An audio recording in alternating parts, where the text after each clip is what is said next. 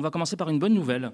La réactivation de la cagnotte pour les élèves de Beaumarchais, du collège Beaumarchais de Meaux, dont on avait parlé la semaine dernière. Et finalement, le professeur a décidé de la réactiver. Donc, je pense qu'on va voir le visuel de son tweet qui annonce qu'il relance. Donc, évidemment, on mettra sur YouTube et sur le site du média, on mettra les liens vers la cagnotte qui permettra, je l'espère, à ces enfants d'aller à New York pour visiter l'ONU.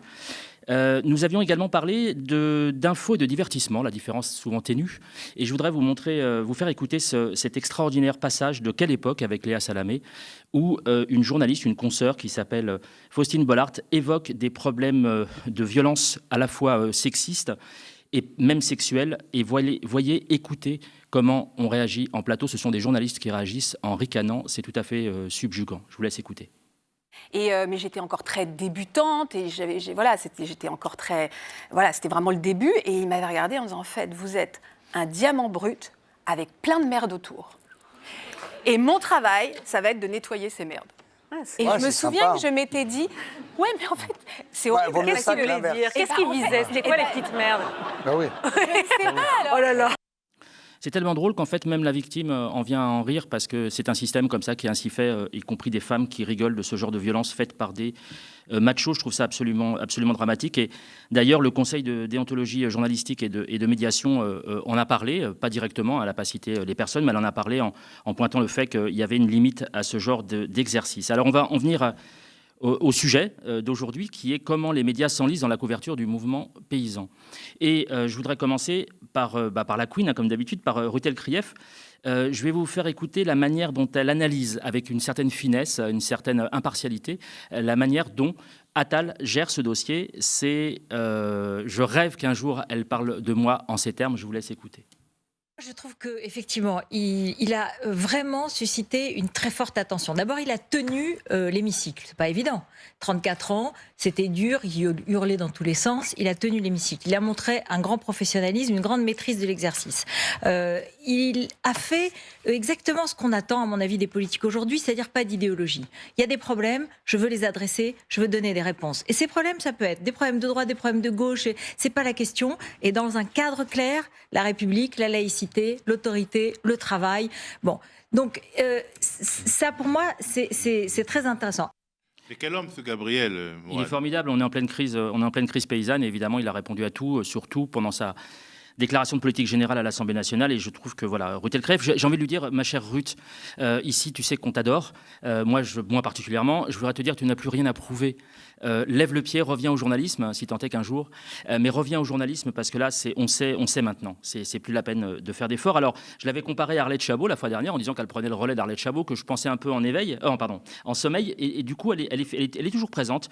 Et elle aussi tente sa carte avec son timbre de voix un petit peu fatigué. Mais n'empêche qu'elle fait le job et elle le fait très bien. Je vous laisse l'écouter. C'est vraiment deux sœurs jumelles. Je vous laisse l'écouter. On en parle juste après. Ça veut dire qu'ils sont extrêmement attentifs à ce qu'on dit, aux exemples qui sont donnés, et la décision est prise immédiatement. C'est un peu la baya, c'est fini. Voilà. Alors, les haies, 14 contrôles, un seul, terminé. Saint Gabriel, l'archange Gabriel, on revient sur les fondamentaux du début de son mandat à Matignon. Alors, on pourrait se dire que ce sont des consoeurs Arlette et Ruth qui sont peut-être sur la fin, qui vont peut-être un jour prendre leur retraite. Heureusement, il y a la relève avec Ferrari qui nous a sorti sur CNews le chant des partisans. Alors là, j'avoue que j'étais scié, je ne m'y attendais pas du tout. Le chant des partisans comme une espèce de ode au monde paysan et au mouvement qui secoue la profession.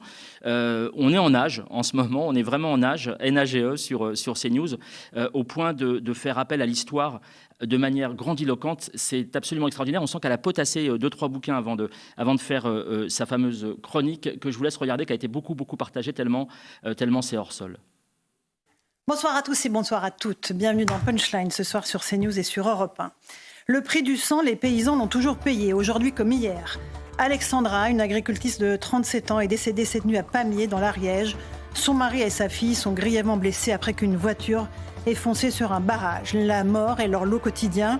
Le prix du sang, ce sont aussi les suicidés, les pendus, les défenestrés, qui dans leur ferme mettent fin à leur jour parce qu'ils pensent qu'ils n'ont pas d'autre solution pour mettre leur famille à l'abri que de s'en remettre aux assurances. De tout temps, les révoltes paysannes ont secoué l'histoire de notre pays. De la Grande Jacquerie au Bagaude, des croquants du Quercy au Chouan, en passant par la fronde contre Louis XIII, où les paysans se sont retrouvés grougeant comme devant. À chaque fois, il s'agissait pour le peuple de dire à un pouvoir sourd et aveugle non aux taxes, non à la dîme et à la gabelle des temps modernes, non à l'injustice, laissez-nous vivre et non pas survivre. Une fois encore, il faut attendre des morts pour que nos dirigeants se réveillent, pour que ces paysans, dont le pas régulier et séculaire va l'amble, soient entendus, pris en considération après tant de peines et de souffrances niées. Amis, entends-tu les cris sourds du pays qu'on enterre ?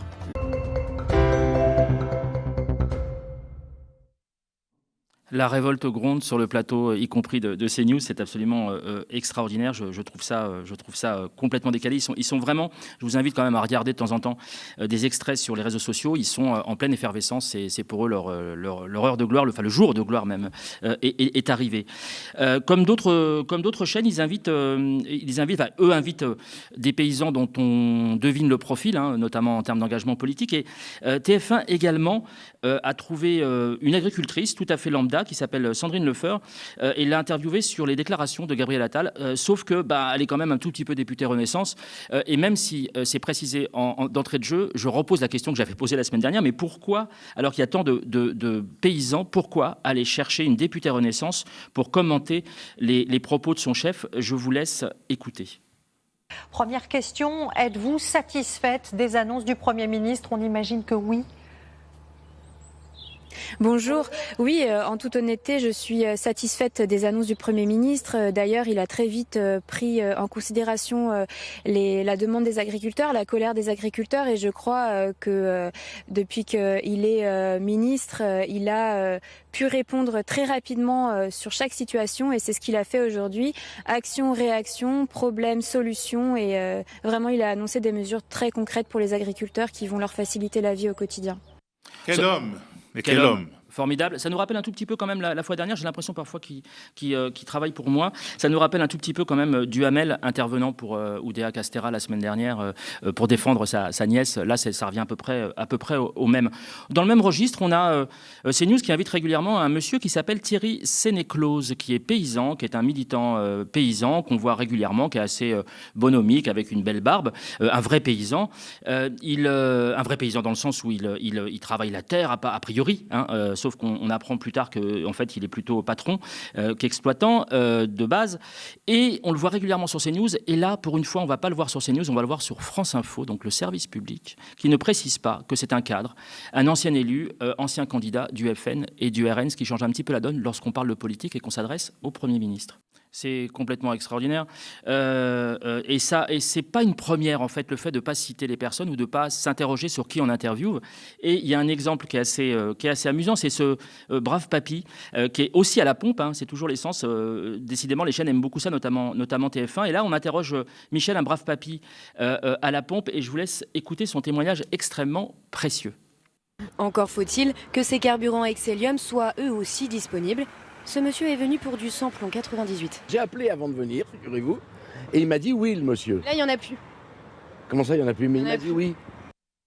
Alors ce brave Michel, ce brave papy, c'est un Français comme les autres, mais alors pas tout à fait, pas exactement, puisque en fait il s'agit de roulement de tambour. On va voir son image apparaître. Il s'agit de l'un des chanteurs français les plus célèbres actuellement vivants, à savoir Michel Jonas. Alors ça peut paraître anecdotique, simplement ça raconte quelque chose. Ça raconte qu'il n'y a aucune vérification qui est faite, que la jeune femme, la jeune consoeur qui interviewe Michel Jonas ne se rend pas compte de qui il est, alors que c'est quand même l'un des grands chanteurs français. Ça ne me dérange pas.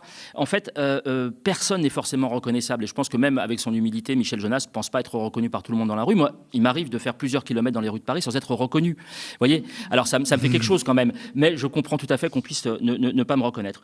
Là, simplement, ça prouve que dans la chaîne de production et de diffusion et d'édition, il y a personne qui est capable de lever la main pour dire attention, là on a affaire à une personnalité que peut-être il va falloir citer, nommer et ainsi de suite. Et donc ça montre qu'à chaque fois, dans tous les exemples que je vous ai montrés juste avant, il n'y a pas de vérification des gens qui sont interviewés. Alors je vous disais, ça peut paraître drôle avec Michel Jonas, sauf qu'on atteint là un niveau absolument extraordinaire avec un artisan qui a été interviewé, un artisan qui est venu en secours, en soutien aux agriculteurs, qui est venu jouer au football. Bon, c'est une forme de soutien comme une autre. Hein. Donc, c'est un artisan. Donc, on pense voir quelqu'un, la cinquantaine, en bleu de chauffe, plutôt bedonnant, dégarni, enfin un peu comme moi, quoi. En fait, pas du tout. On tombe sur un jeune BCBG avec une superbe coupe de cheveux, un superbe polo qui est propre sur lui, qui fait très très fils à papa. Et on va découvrir qui c'est. On va d'abord peut-être l'écouter et puis ensuite découvrir de qui il s'agit. Ça m'a sauté aux yeux parce que moi j'ai l'habitude de travailler avec ces symboles. Alors, pour moi, qu'est-ce que ça m'interpelle vraiment beaucoup, c'est que au-delà des symboles, c'est la personne. C'est comment Thibault Monteau il passe dans une interview de BFM TV sans que eux ils sachent que c'est un ancien militant d'extrême droite, voire même un néo-nazi. Je pense que au minimum, BFM TV devrait faire un travail d'enquête et de savoir qui elle est en train d'interviewer avant de publier un reportage de ce genre comme ça. Je ne sais pas, en fait, moi je ne sais pas si les reportages étaient en direct ou pas. Ça, je ne sais pas si les reportages étaient en direct. Mais si elle était en différé, donc là, il faudrait, au minimum s'enquêter, parce que tout de suite, il y a eu des personnes, suite à la publication du reportage, donc un morceau de reportage sur Twitter, ex-Twitter, qu'on signalait exactement ce symbole-là. Et donc, au minimum, BFM devrait s'excuser déjà, mais quand même, en fait, ça a été on parle d'un groupe de militants qui étaient sur l'autoroute à jouer du football. Moi, je me pose des questions exactement. Ce BFM TV, elle était au courant ou pas que ça a été un groupe identitaire.